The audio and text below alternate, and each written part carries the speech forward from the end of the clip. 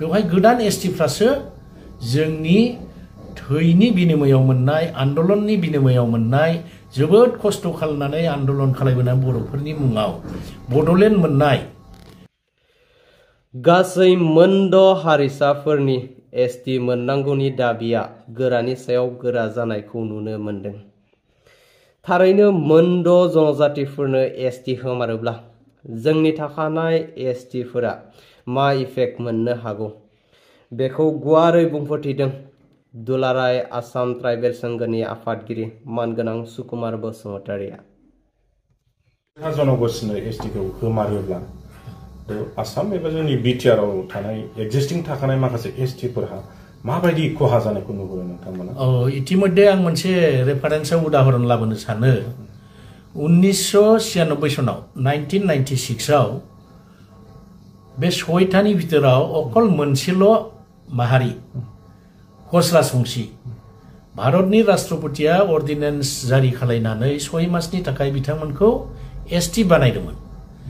बे समावहाय बे 6 मासनि गेजेरावनो जोंनि आसामाव जिसिबां ट्राइबेलफोरनि उच्च शिक्षा अनुष्ठान हायार एडुकेशन बेफ्राव engineering college medical college Ayurvedic medical college आरो इउनिभार्सिटी बेफ्राव गासैबो माबायावनो बिसोरो 80-90% दखल खालामना लाजोबदों। जोङो अरिजिन ट्राइबेलफ्रा गोबां डिप्राइभ जादों, जोंहा खहा जादों।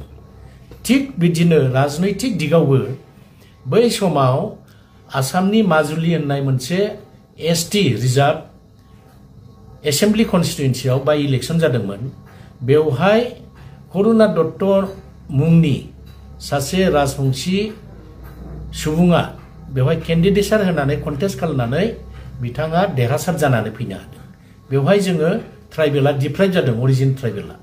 दा बेफोरखौ नायोब्ला मोनसेल' हारिखौ बै समाव 6 मासनि थाखाय एसटि बानायनायावनो जों जिबायदि डिप्राइभ जादों गासैबो बिथिंजों साख्रि बाख्रि हायार एडुकेशननि एडमिशन पलिटिकेल साइडआव, दा बेखौ जुदि नायोब्ला दा जुदि 6टा हारि एडभान्स आरो पपुलास माने बहुत उन्नत आरो गोबां जनसंख्यानि 6टा हारिखौ जुदि एसटि बानायोब्ला टटेल आसामजों लोगोसे नोंथां सोंनाय बायदि जोंनि दानि बिटिसि बा बिटिआरआव जथेस्थ' खथि जागोन, सेम खथि जागोन।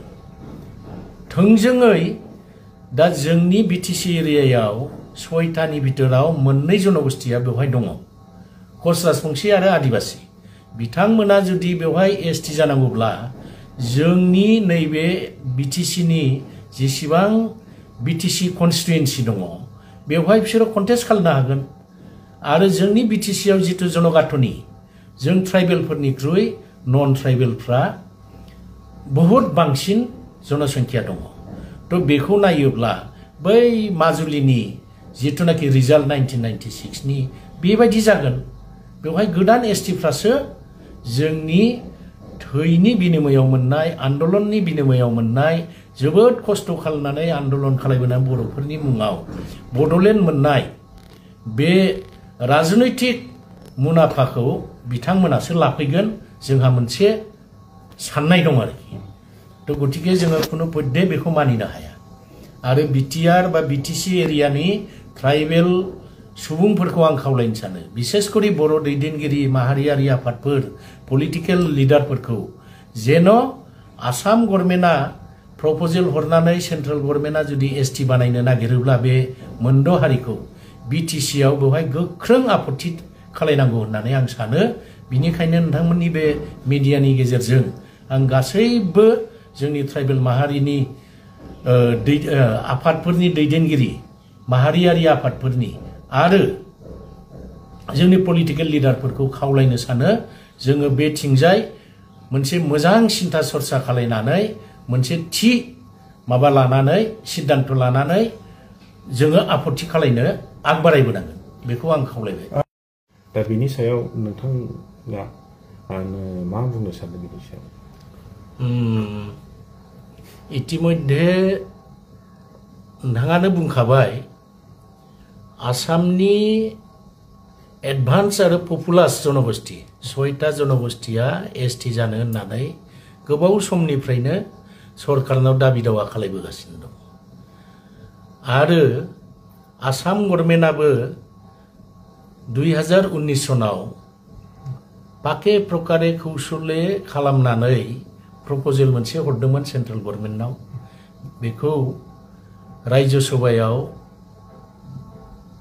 प्लेस जानानै दङ दा बेखौ मिथिनानै जोङो ट्राइबेल संघ आरो आसामनि जेसेबां ट्राइबेल अर्गानाइजेसनफोर दङ सिसिटवा होननाय जों जयैनो बेखौ आपत्ति खालायनानै आपातत पेन्डिंआव दोननानै दङ किन्तु दा नैबे समाव आसामनि बे एडभान्स आरो पपुलार जनगोष्ठी 6टा जनगोष्ठी अर्थात मरान मटक चुटिया टाइ आहम कच राजबंशी आदिबासी बिथांमोना दाबिखौ तीव्रतर खालायगासिनो दं गोख्रोंनिफ्राय गोख्रों खालायगासिनो दं दा बिथांमोननि दाबियाव आसाम गभर्नमेन्टनि मान होनो गोनां chief minister doctor Himanta Biswa शर्माया दाखालैसो मोनसे प्रेस मिटनि गेजेरजों बिबुंथि लाखिदों जे सिगांनि कंग्रेस सरकारा मोनसे प्रस्ताब लानानै दोनदोंमोन एसेम्ब्लियाव बे प्रस्ताब मते बे 6 जनगोष्ठीखौ एसटी खालायनाय बे फर्मुलाखौ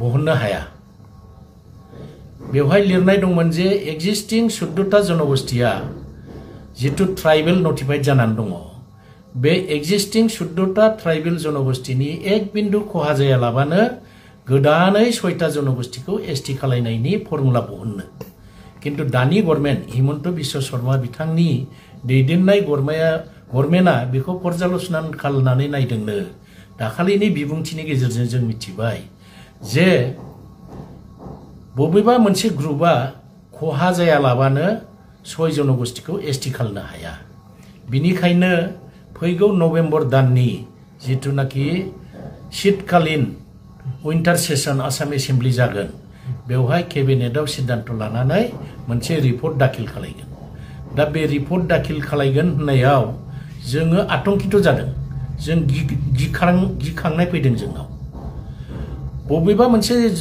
ग्रुपआ खहा जानाय माने ट्राइबेल ग्रुपखौनो बुंनाय जादों 6 जनगोष्ठीखौ एसटी खालायगोन होनबाय नालाय दा जोंखौ खहा जानाय जुदि खालायोब्ला जों खुनु पद्धे बेखौ मानिनो हाया होननानै इतिमध्ये जोङो दाखालि 11 अक्ट'बराव गुवाहाटीयाव अल आसाम ट्राइबेल संघआ एक्जिक्यूटिव मिटिंआव पर्यालोचना आलोचना खालायनानै मोनसे सिद्धान्त लादों हिमन्त बिश्व शर्मा बिथां चिफ मिनिस्टारनि जितु मन्तव्य बेखौ जोङो खुनु प्रकारे मानिनानै लानो हाया आरो बेखौ उइथड्र खालायनांगौ होननानै जों दाबि खालायदों जों खुनु पद्धे मानिनानै लानो हाया प्रयोजन जायोब्ला बिथांमोना जुदि गमामायैनो ब्रा ब्रा अख्रायनो खालायमारोब्ला प्रयोजन जायोब्ला ट्राइबेलफोरनि जितु सांबिधानिक अधिकार जोंहा जितु मोनथाय दङ आरो आसाम गभर्नमेन्टआ जितुनाखि आसामनि ट्राइबेलफोरनि थाखाय सर्बांगीन उन्नतिनि थाखाय उन्नयननि थाखाय जि बेबस्थापना खालामनानै दोनदों बेखौ सुरक्षित लाखिनो थाखाय प्रयोजन जायोब्ला जोङो आयेननि सहाय लानानैब्लाबो चेलेन्ज खालामनो जोङो सिद्धान्त लानानै दोनदों मोनसे पलिटिकेल एजेन्डाखौनो जोङो साननानै लादों मानो होननानै बुङोब्ला बे गोबाव सम हितेश्वर शइकिया मान होनो गोनां हितेश्वर शइकिया रुंसारि जालांबाय बिथांनि दिननिफ्रायनो बे दाबिया फैदों बिथांनि दिननिफ्राय फैनानै बिथांमोनानो कंग्रेस रुलिं समाव 6टा हारिखौ एसटी बानायगोन होननानै बेदिनो बाथ्रा होयै भट गेलेनानै बिसोरो गोबाव सम राजनीति भोग खालामबाय सेम लाइनखौ बीजेपीआ 2016 आव बहाय बाहायफैबाय 14 आव बाहायफैबाय बिनि उनाव 16 आव बाहायबाय दासिमबो बिथांमोना बुंगासिनो दङ 6 जनगोष्ठीखौ एसटी खालायगोन बिथांमोना विभिन्न पलिटिकल पार्टीफ्रा इलेक्शननि मेनिफेस्टोआवबो थिसननानै लादों गतिके पलिटिकल हिडन पलिसि थानो हागौ आरो इस्टाराव होनाय मानेथ' बे रोखा पलिटिकल एजेन्डा दं दा बेखौ जुदि खालायमारोब्ला जों ट्राइबेलफ्रा सर्ट बडिगाव खहा जागोन जोङो एमएलए निसो खोथा दहाय आं बुंदों गाव पन्चायतनि मेम्बारावबो जोङो कन्टेस्ट खालामनानै एक्जिस्टिं ट्राइबेलफ्रा मेम्बार जाबोनो हानाय नङा जेसेबां अट'नमास काउन्सिल दङ दा आसामाव Bodo' autonomous council, Rabha autonomous council, Tiwa, Thengal, Sonowal, Deori, Mising autonomous council दं। बेफ्राव गासैबो दा बे मोनद' हारिया जुदि एसटि जानांगौब्ला बिसोरनो कब्जा खालायजोबगोन। गतिके जोङो राजनैतिक क्षमताखौ जेब्ला बिसोरजों कब्जा खालामनानै लाजागोन, जोङो सेनानै लाजागोन, सर्ब दिगाव बिभिन्न डेभेलपमेन्टनि खामानि, सुजुग सुबिदानि जोंहा जिथु सुबिदा दंमोन बेफोरखौ जोङो बिसोरजों सेनानै लाजाजोबगोन। गतिके जोङो सांग्रां जानांगोन, एकत्रित जानानै बेखौ जेरैखिजाया होबथानांगोन। बिनिखायनो ट्राइबेल संघआ जिहेतु ट्राइबेलफोरनि सांबिधानिक अधिकार आरो जोंनि आसाम गभर्नमेन्टआ जिथु सुजुग सुबिदा होदों बिनि थाखायनो खामानि मावबोबाय थादों। बिनिखायनो जोङो फाइनाल सिद्धान्त लादों, बेखौ जेरैखिजाया होबथागोन। हाथाराब्ला प्रयोजन जायोब्ला जोङो आयेननि सहाय लानानैब्लाबो बेखौ चेलेन्ज खालामगोन। बिनि दायित्वखौथ' सरकारा लानांगोन। मानो होननानै बुङोब्ला बे नै दाखालिसो जोंनि आसामनि मान होनो गोनां चिफ मिनिस्टारा नैबे बबेबा मोनसे ग्रुपआ खहा जानानैब्लाबो 6 जनगोष्ठीखौ एसटि खालायनांगोन बिनि रिपर्टखौ जोङो एसेम्बलि फैगौ माने उइन्टार सेसनाव लाबोगोन नभेम्बर दानाव। बेखौ बुंनायाव बांसिन जांख्रिखांदों।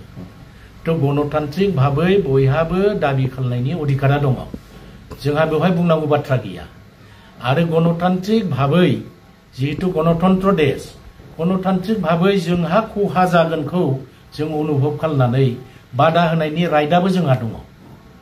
गतिके जोंखौ बिथांमोना इन्डिभिजुवेलि एटाक खालामनांगौ बा सांगठनिक भाबै एटाक खालामनांगौ बेखौ आं जुक्ति दं बायदि साना। मानो होननानै बुङोब्ला बिसोरो दाबि खालामनायखौ जों नोंथांमोना दाबि खालायनो मोना होनाखै।